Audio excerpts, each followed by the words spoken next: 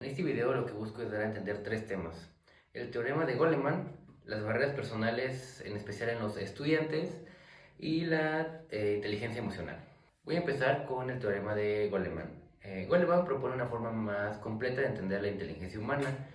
Él sugiere que la inteligencia emocional puede ser más importante que el coeficiente intelectual tradicional que tenemos. Esta teoría se organiza en 5 dominios clave. El primero es la autoconciencia. Es la habilidad de reconocer lo que sentimos y entender por qué lo sentimos. Un ejemplo común en los estudiantes es que vas a presentar un examen y te sientes estresado. Entonces, muchas veces no lo admites y aunque lo estés, entonces la autoconciencia es reconoces que estás estresado para ese examen sin negarse a eso.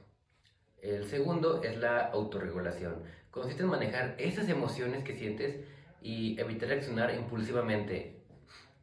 Un ejemplo sería que en vez de enojarte, dejas las tareas, respiras, haces actividades que te calmen para continuar y no reaccionar de una manera mala e impulsiva y hagas que te vaya mal o causes algún daño a otra persona o te afectes incluso a ti mismo. El tercero es la motivación, porque no se trata solo de buscar eso por dinero, por calificaciones, porque te lo dicen que lo hagas, sino por metas realmente personales y que tengan un sentido propio. Un ejemplo en los estudiantes que es muy común es no estudiar por estudiar o para pasar un examen, ni porque te lo digan, sino porque tú quieres estudiar para aprender y así le das un sentido a eso que haces, no solo porque te lo dicen o porque tienes que hacerlo. Para la motivación hay tanto cosas positivas como negativas. Positivas es que te llega esa sensación de querer hacerlo, te sientes con las ganas de hacer las cosas que antes no tenías ganas, así, ¿no? Y otro punto negativo que yo he notado, que noto muchas personas, es que es momentáneo. La motivación te llega por momentos. Entonces es difícil, no sé, tienes una meta, estudiar para un examen importante que tienes en un mes. La motivación te llega los primeros 3 días. Esos 3 días te esfuerzas al máximo, pero ya después de esos 3 días te empieza a bajar la motivación, se va, se esfuma.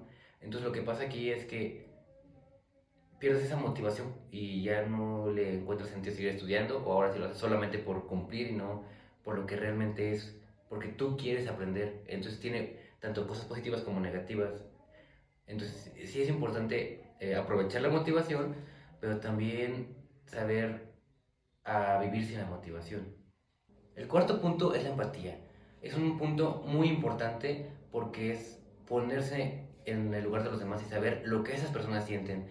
Porque es muy fácil hablar de una persona que está con sueño cuando no sabes que ese no durmió por cualquier motivo que tenga.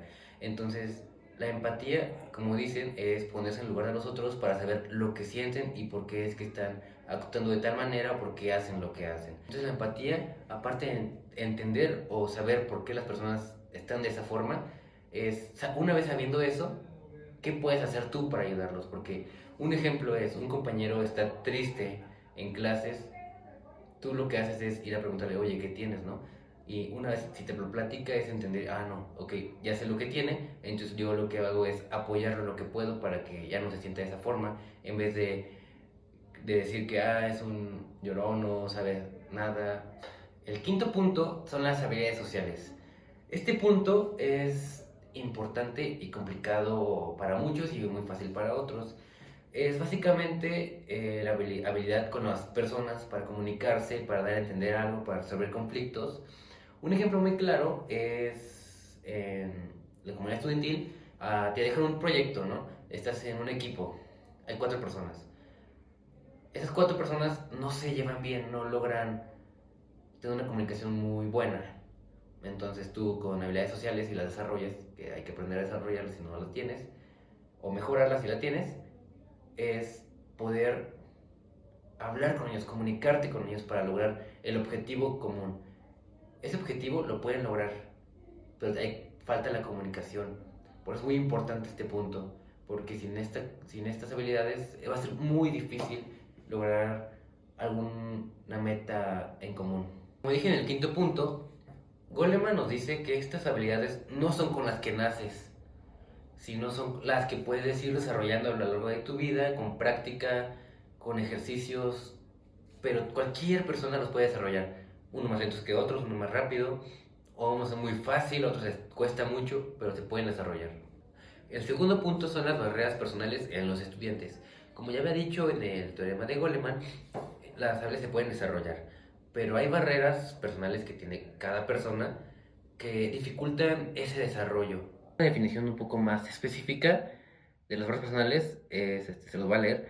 Son las interferencias que parten de las características del individuo, de su percepción, de sus emociones, de sus valores o de sus decisiones sensoriales y de sus malos hábitos de escucha o de observación. Son el ruido mental que limita nuestra concentración, vuelve muy selectiva nuestra percepción e interpretación de las cosas. Existen diferentes tipos de barreras, como son las físicas y las semáticas. Barreras físicas son las barreras relacionadas con el entorno, el cuerpo o las condiciones materiales que dificultan la comunicación. Ocurre cuando algo externo impide que una persona se exprese o reciba información correctamente. Algunos ejemplos serían que en un salón hay mucho ruido y no deja que concentrarse en algún examen, cuando los compañeros están hablando durante el examen y no te deja concentrar. El hambre o malestar físico durante una clase es insoportable porque tú estás pensando en comer mientras tienes que resolver cosas, entonces es muy complicada esa parte. Las barreras semáticas se dan cuando las palabras no significan lo mismo o se malinterpretan. La comunicación falla porque hay confusión o el significado en el mensaje no está claro o usan términos un poco complicados que cuestan un poco de entender. Un ejemplo es en un examen que te ponen una pregunta o instrucciones para resolver algo en el mismo examen que usan palabras muy técnicas, las cuales muchas veces no sabes. Y si tú le preguntas al profesor, me dice que esta, ya te expliqué, pero si hay profesores que no te dicen no sé nada, eso complica, entonces no se entiende y puedes resolverlo mal cuando sí sabes qué hacer. Ah, y casi olvido las barreras sociales. Se originan en la presión social, el miedo o el juicio de la falta de aceptación, el miedo al qué dirán, qué va a pasar si hago esto y todos me ven, si me equivoco, qué van a decir de mí. Aparece cuando una persona normalmente evita expresarse o participa por temor a cómo los demás reaccionarán, como ya lo había dicho. Un ejemplo, en una clase, un profesor hace una pregunta, ¿no? Una pregunta. Y tú la sabes, pero por miedo a decir, "Ah, capaz que estoy mal, o dudas y dices, no, capaz que la digo y estoy mal y qué van a decir de mí, van a decir que no sé nada, aunque tú sabes que estás bien, pero dudas por ese miedo al qué dirán. Aparte de barreras personales está la zona de confort, que es quedarse en lo conocido, evitando retos por miedo a fallar o qué dirán. Un ejemplo es no participar, no intentar algo nuevo, quedarse simplemente en lo fácil. Una forma de salir es haciendo pequeños retos, hablar una vez al día, una vez a clase, una vez a la semana si quieres, reconocer que el proceso es lento, pero que poco a poco puedes hacer algo. Otro es la procrastinación, que yo diría que la gran mayoría de las personas lo tienen o lo hacen. Es posponerse a una tarea que requiere gran esfuerzo, aunque sea, incluso no de gran esfuerzo, sino de mínimo esfuerzo, pero que tengas que hacerlo. Algo que dices muy comúnmente que decimos es, luego lo hago, el lunes empiezo, y pues pasan los días, llega la hora y no hiciste nada porque estás estancado en el lo hago después y no aprovechas el ahora para completar eso. Una forma de dejarlo es eliminando esas cosas que te hacen ese pensamiento, ese que te hacen, luego lo hago, estoy jugando, quitar ese juego. Una gran forma es empezar poco a poco.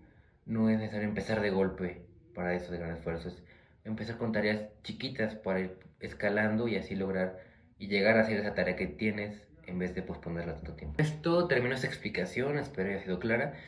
Para más información pueden checar en experienta.com y en scripts.com.